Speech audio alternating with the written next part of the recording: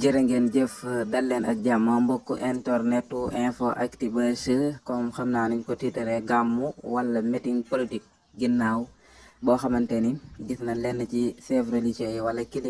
kilifa diine yi saa boo xamante ni rek kii di président Macky Sall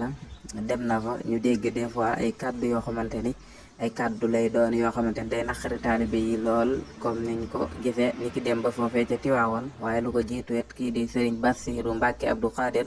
ni mu ko defe woon ci Touba ci màggal bi ginnaaw boo xamante ni askan way yeewoo ci dëkk ba ñu ngi dund ay jafe-jafe yu bëree bëri ci jafe-jafe ndox it ak taataa yu tar yoo xamante ni yu metti la ba ci ñun ñi nga xamante ni sax ñu nga fa woon ñu bëri ci màggal bi ñuy dund ay jafe-jafe terewul loola lépp ki di Serigne Bassirou Abdou Khadir di xam le ni kat président Macky Sall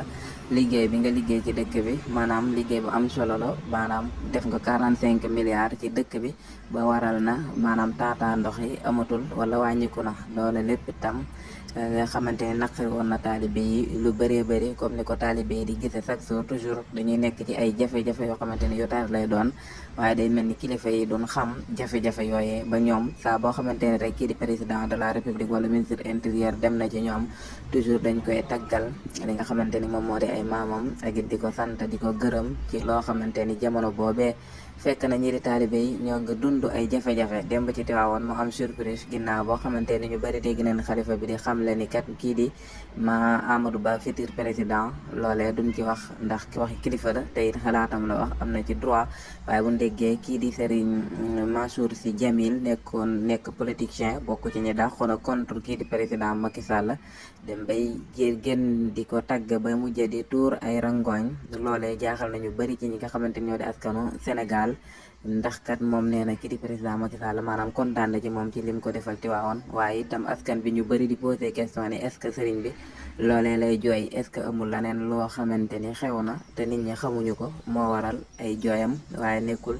li nga xamante ni kii di président Macky Sall liggéey na ko ci dëkk bi sell bii di Tiwaawoon moom daal mooy yëkkati fa ay kàddu tàgg ko bu baax moom ki nga xamante ni dafa bokkoon sax ci coalition bii di Yewwi Askan Wi nekkoon coalition bi gënoon a rëy ci opposition bi te mu jege mu dal di ci génn di Serigne Mansour Sy Djamil di kilifa diine waaye itam di politicien waaye li ci gën a garaawati mooy kàddu yi nga xamante ni kii di Serigne Moustapha Sy Al Amine yëkkati na ko moom mi nga xamante ni kat ak param ci politique bi ànd bu mu ànd ak président Macky Sall nëbbu ci dara ndax moom mi kat moo taxawoon fii di xamle di traité Ousmane Sonko ka violeur en tant que kilifa diine boo xamante ni dafa am ñu topp ci yow te loolee mu ko doon tuumaal di ko accuser sax ba yoon ñëwee atte bi yoon ñëwee daf koo teggi ba mu set wecc kon est-ce que jotul ñu xoolaat bu baax a baax ñan la ñuy topp jamono ji ndax kat am na loo xamante ni du nekk kàddu kilifa li nga xamante ni yàlla wax na ko ci alquran ci koo xamante ni mooy tuumalaate wala boog ci tuuma ci suratul nuur buñ demee ni nga xamante ni la ko fa yàlla waxe naka lan mën a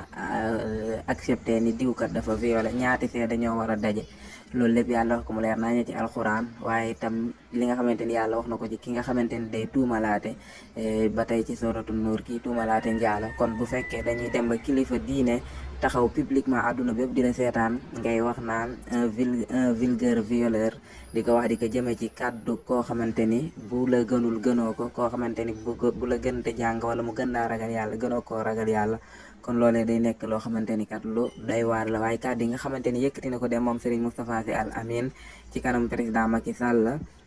xamal na ko ni ko li nga def Tiwaawoon ci infrastructure nit mosu ko fee def do xamal ko ni ko daal dëkk bi daal li nga fi waroon a def lépp def nga ko fi en 100% mu nekk loo xamante ni lu doy waar la bu ñëwee ci suñuy jàngat day mel ni kat ab président dem ci réew ci dëkk def fa la mu fa war a def en 100% loolee kat day nekk loo xamante ni lu compliqué lay doon ndax Ndakaaru gee nga xamante ni fa la pale ba nekk ak infrastructure yu bëri ci ëpp doole ci Sénégal sax la nga xamante ni état war na ko fa def defu ko fa en 100% ndax askan woo sax su ñu koy gën di jooy location bu cher ak it jafe-jafe ndox temps ak assainissement boo xamante ni bu bon la ba ci sax des fois manqué ndox kon comme Dakar moo amul li mu waroon a am à 100% ak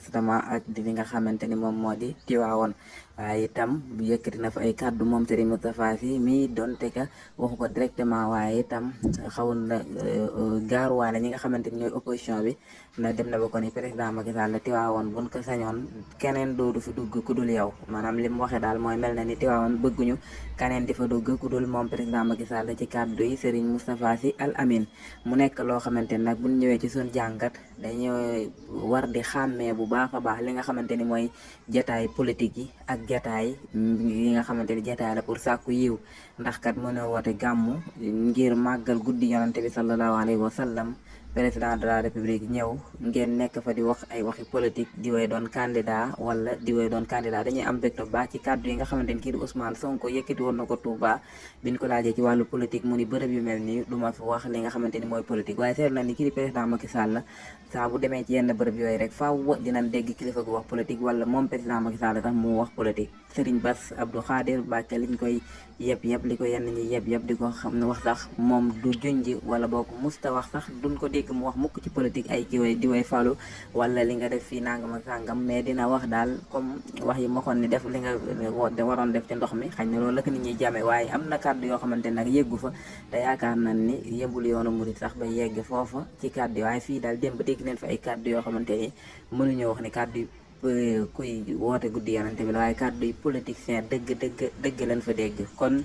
bu jotaay mel ni amee kii di président de la république lenn rek lañ ko war a wax mooy xamal ko lan mooy gàmmu lan moo waral ñuy gàmmu dajale nit ñi woo leen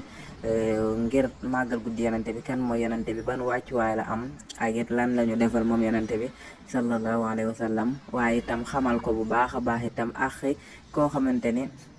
moo jiite li nga xamante ni moo aju ci kawam ak responsabilité yi nga xamante ni moom la gàddu. waaye ëpp na nga woote